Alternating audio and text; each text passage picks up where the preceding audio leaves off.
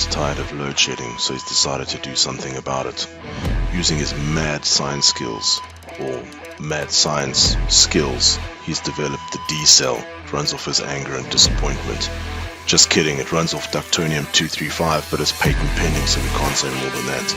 The cell's almost done, we just need a top cap. Let's use X sheet metal, one of the X apps, to do this. Open a new part, go into sheet metal mode, and create the first wall.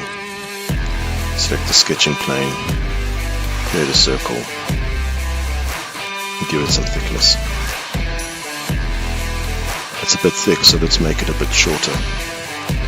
1/2 mil should be good. The top cap needs a nipple. Let's do this through a stamp feature. First, create a geometrical set and add the punch geometry. There you go. Activate the sheet metal features and create a sheet metal stamp.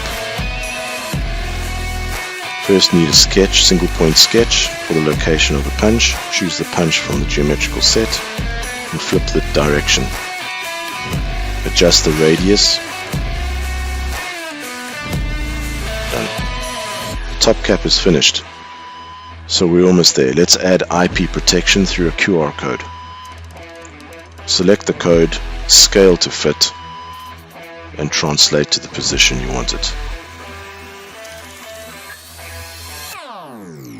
Save the component and open up the assembly.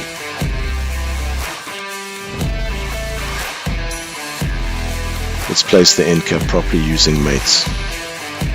We need a concentric mate and a face-to-face mate. It's not quite right. Ducky's a stickler for quality, so we'll come back to it.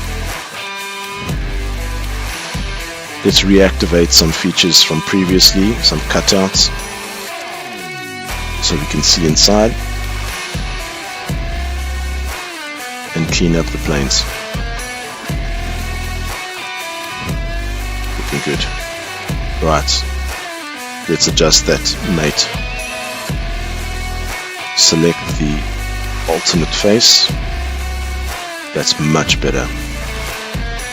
Let's have a look for the flat pattern, since we'll have to make a DXF. It's looking good. Great. We'll soon be pumping positrons.